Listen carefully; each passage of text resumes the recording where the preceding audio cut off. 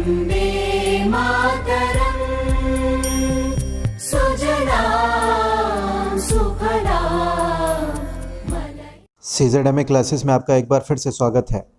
आज हम लोग जीव विज्ञान भाग नंबर 30 करने जा रहे हैं। अभी तक हमने बात कर ली थी गुणसूत्र की। अब गुणसूत्र के बाद में हम लोग आज बात करेंगे DNA की। तो आइए जानते हैं DNA के बारे में। तो DNA का सबसे पहले फुल फॉर्म लिख लेते हैं। आप सभी जानते हैं डीऑक्सी राइबो न्यूक्लिक एसिड, और इंग्लिश में भी लिख लेते हैं डीऑक्सी राइबो न्यूक्लिक एसिड। थोड़ा सा यहाँ गैप है। ये हो गया DNA। अब एक एक करके इसमें जो भी महत्वपूर्ण बातें उनको जान लेते हैं। पहली जो महत्वपूर्ण बात ये है, DNA एक न्यूक्लिक एसिड है। अब ये करता क्या है, ये प्रोटीन के साथ मिलकर क्रोमोसोम का निर्माण करता है, यानी कि संरचनात्मक रूप से इसका निर्माण करता है, संरचना बनाता है। यह पाया कहाँ जाता है, तो यह कोशिका के केंद्रक में धागे के रूप में, कैसे धागे के रूप में फैला होता है। अगली महत्वपूर्ण बात यह है, DNA की कुछ मात्रा केंद्रक के अलावा वैसे तो DNA मुख्य रूप से कहाँ, केंद्रक में पाया जाएगा, लेकिन DNA की कुछ मात्रा केंद्रक के अलावा माइटोकॉन्ड्रिया और क्लोरोप्लास्ट में भी पाई जाती है। माइटोकॉन्ड्रिया में और क्लोरोप्लास्ट में भी कुछ मात्रा DNA की पाई जाती है। अगली महत्वपूर्ण बात देख लेते हैं। मुख्य रूप से या मूल रूप से जो DNA है एक आनुवंशिक पदार्थ है। याद रखिए इस बात को, आनुवंशिक पदार्थ है DNA। जो करता क्या है, जो लक्षणों को, जो भी लक्षण हैं, लक्षणों को या बात कर लें गुणों की, माता पिता से संतानों में पहुंचाता है। माता पिता से कहाँ पहुंचाता है, संतानों में पहुंचाने का कार्य किसका होता है, तो DNA का होता है। इसीलिए DNA का परीक्षण किया जाता है। माता पिता अगर पता करने हैं किसी के, तो DNA का परीक्षण होता है। ये आप सब बातें जानते हैं। अगली महत्वपूर्ण बात यह है, यूकैरियोटिक कोशिकाओं में DNA लंबा सर्पिलाकार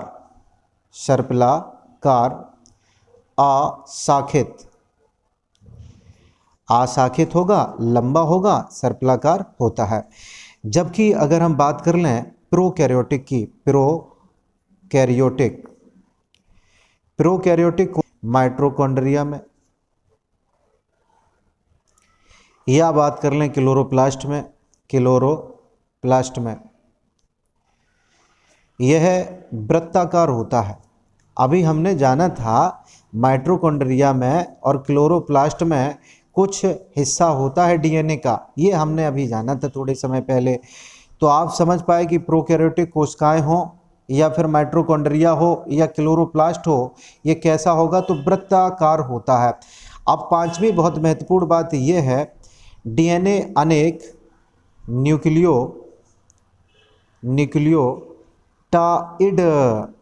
न्यूक्लियोटाइड का बहुलक होता है। का क्या है, बहुलक है। अगली महत्वपूर्ण बात छठी ये है, DNA की जो संरचना है, DNA की संरचना तीन प्रकार के पदार्थों से निर्मित है, 3 प्रकार के पदार्थों से बनी हुई है। अगली बहुत महत्वपूर्ण बात यह है कि जो DNA है डीएनए कहाँ कहाँ बटा होता है तो जान लेते हैं। पहला तो ये नाइट्रोजनी क्षार, और दूसरा शर्करा, और थर्ड की अगर बात करें तो ये होता है फास्फोरिक अम्ल। शर्करा का फिर से वर्गीकरण हम लोग कर देते हैं, तो शर्करा का देख लेते हैं वर्गीकरण किस रूप में होगा। तो पहला हमने यहाँ लिखा नाइट्रोजनी क्षार, दूसरा यहाँ फिर से शर्करा है, इधर हमने लिखा फॉस्फोरिक अम्ल, सूत्र होता है H3PO4 फॉस्फोरिक अम्ल का। शर्करा भी होगी, ये कुछ इस प्रकार से होगी, पेंटोज शुगर, अथवा अगर कहें तो 5 कार्बन शर्करा भी कहते हैं, 5 कार्बन शर्करा। और नाइट्रोजनी जो क्षार है इसका भी वर्गीकरण कुछ इस रूप में हो जाता है। पहला है प्यूरीन, पहला कौन है? प्यूरीन, और दूसरा हमारा है पिरीमिडीन। अब प्यूरीन भी बढ़ जाता है, इसको भी देख लेते हैं किस रूप में ये बढ़ता है। तो प्यूरीन को हम लोग बांट देते हैं एडिनिन, और दूसरा है ग्वानिन, ये बढ़ गया। अब पिरिमिडीन की अगर बात करें तो ये बढ़ जाता है किसमें, तो यहाँ देख लेते हैं, 2 ब्रांचें इस प्रकार से हमने निकाल दी। पहले का नाम है साइटोसिन और दूसरे का नाम है थायमीन। तो जल्दी से एक बार इसका रिवीजन कर लेते हैं। डीएनए को हमने बांटा था नाइट्रोजनी क्षार, शर्करा और फास्फोरिक अम्ल में। फिर से शर्करा के 3 हिस्से बनाए, नाइट्रोजनी क्षार, शर्करा, फास्फोरिक अम्ल। शर्करा किस प्रकार की है, तो पेंटोज शुगर, या इसको 5 कार्बन शर्करा भी कहते हैं। नाइट्रोजनी क्षार 2 जगह बट गया, एक पहला है प्यूरीन और दूसरा है पिरिमिडीन। अब प्यूरीन को भी अंत में हमने बांट दिया, पहला है एडेनिन और दूसरा कौन? ग्वानिन। पिरिमिडीन की अगर बात कर लें, ये भी 2 हिस्सों में बढ़ जाता है, पहले का नाम साइटोसिन है, दूसरे का नाम थायमीन है। अब इसके बाद में एक एक करके हम लोग बातचीत आगे बढ़ाएंगे। अब हम लोग जान लेते हैं डीएनए की द्विकुंडलित संरचना के बारे में। ये है क्या, किसने इसकी खोज की और कब की, इसके बारे में आप शायद जानते होंगे। तो वैज्ञानिक का नाम है वाटसन और दूसरे हैं फ्रांसिस क्रिक, और इनका ये पूरा नाम वाटसन ही नहीं है, इनके आगे जेम्स भी है, जेम्स वाटसन। क्रिकेट की तरफ मत चले जाना, क्रिकेट में भी है जेम्स वाटसन, वो नहीं। यहाँ वाटसन और फ्रांसिस क्रिक की बात करें तो इन्होंने 1953 में डीएनए की द्विकुंडलित संरचना प्रस्तुत की। अब जब इन्होंने द्विकुंडलित संरचना प्रस्तुत की तो इसके कारण इनको 1962 ईस्वी में नोबेल पुरस्कार से सम्मानित किया गया। नोबेल पुरस्कार जीत गए, सबसे प्रतिष्ठित पुरस्कारों में से एक है, ये आप सब जानते हैं नोबेल पुरस्कार के बारे में। अब ये बहुत महत्वपूर्ण बात थी डीएनए से संबंधित। अब हम लोग चलते हैं डीएनए के बाद में आरएनए की तरफ, तो आरएनए की तरफ हम लोग मूव करेंगे। अब हम लोग चलते हैं आरएनए की तरफ, तो यहाँ पे हमने लिख दिया आरएनए। आप सब इसका फुल फॉर्म जानते हैं, हम लिख देते हैं राइबो न्यूक्लिक एसिड कहो या फिर अम्ल कहिए, एक ही बात है। इंग्लिश में अगर लिखना है तो यहाँ देख लीजिए राइबो न्यूक्लिक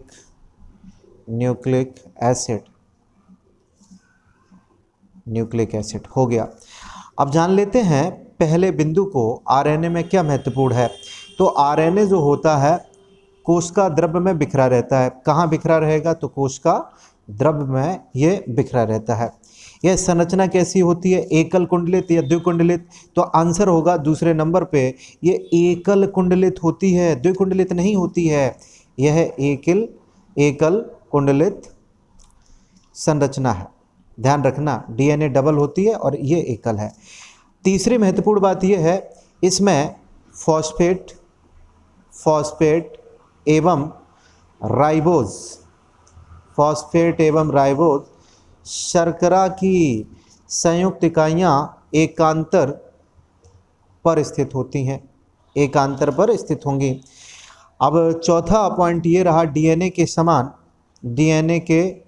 समान ही आरएनए में भी राइबोज के चार क्षारक होते हैं। राइबोज के जैसा आपने पिछले पे जाना था, 4 वहाँ पे थे, लेकिन इसमें अंतर क्या होता है, इसमें थायमीन की जगह ध्यान से सुनिए, थायमीन की जगह यूरेसिल होता है। इसके ऊपर इतना जोर इसलिए दिया गया, ये कई बार बात पूछी गई है, इसलिए ध्यान दीजिए, थायमीन की जगह क्या होता है, यूरेसिल। आप समझ गए हैं। अब आरएनए को भी वर्गीकृत कर देते हैं कुछ इस रूप में। आरएनए को पहले हम लोग यहाँ लिखेंगे मैसेंजर। आप सब जानते हैं मैसेंजर क्या होता है, मैसेज भेजते हैं, तो वही होगा, ये जो संदेश है उसको ले जाने का काम करेगा। इसको mRNA भी कहते हैं, mRNA। दूसरा हमारा हो गया राइबोसोमल RNA, इसको rRNA कहते हैं। R यहाँ स्मॉल, ठीक है, R यहाँ पे कैसा होगा, small. Transfer RNA, T for transfer RNA। इस प्रकार से इसका वर्गीकरण हमने कर दिया। सबसे पहले बातचीत करेंगे हम लोग किसकी, mRNA की। आखिरकार ये करता क्या है, किस प्रकार से ये फंक्शन करेगा, तो यह डीएनए में जो भी आपकी सूचनाएं हैं, डीएनए में क्या सूचना है, तो क्या करेगा ये डीएनए में सूचनाओं को प्रोटीन संश्लेषण स्थल पर, कहाँ सूचनाओं को, कहाँ, प्रोटीन संश्लेषण स्थल पर लाने का कार्य करता है। प्रोटीन संश्लेषण जहाँ हो रहा है वहाँ सूचनाओं को, ये डीएनए में जो सूचनाएं हैं वहाँ ये लेके जाएगा। अब इसके बाद में हम लोग दूसरे नंबर पे बात करेंगे rRNA की। सबसे पहले जान लेते हैं इसका निर्माण कहाँ पे होता है, और उसके बाद में हम लोग आगे बात करेंगे। इसका जो निर्माण है वो होता है केंद्रका में। केंद्रका को आप जानते हैं न्यूक्लियस बोला जाता है। यहाँ इसका निर्माण हो जाता है। यह क्या करता है, कोशिका में उपस्थित जितने भी आरएनए हैं उनका लगभग 80% होता है। ये आरएनए कितना होता है, लगभग जितना आरएनए उसमें 80% इसका कार्य होता है।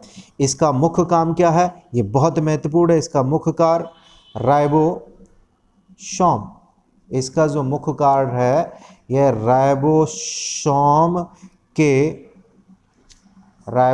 के संरचनात्मक संगठन में मदद करता है। अब तीसरे को हम लोग जान लेते हैं। तीसरा जान लेते हैं tRNA के बारे में। तो पहली सबसे महत्वपूर्ण बात है, सबसे छोटा RNA होता है जिसमें 75 से 95 राइबो न्यूक्लियोटाइड उपस्थित होते हैं। कुल आरएनए का, एक कोशिका में उपस्थित कुल आरएनए का ये 16 से 18% तक होता है। इसका कार्य क्या है, तो कार्य हम लोग जान लेते हैं। अमीनो अम्लों को प्रोटीन संश्लेषण के लिए, किसके लिए, प्रोटीन संश्लेषण, अमीनो अम्लों को प्रोटीन संश्लेषण स्थल पर लाना इसका काम होता है। इसके बाद में हम लोग और बहुत सारी बातें जानेंगे आरएनए से संबंधित जो हैं अगले वीडियो।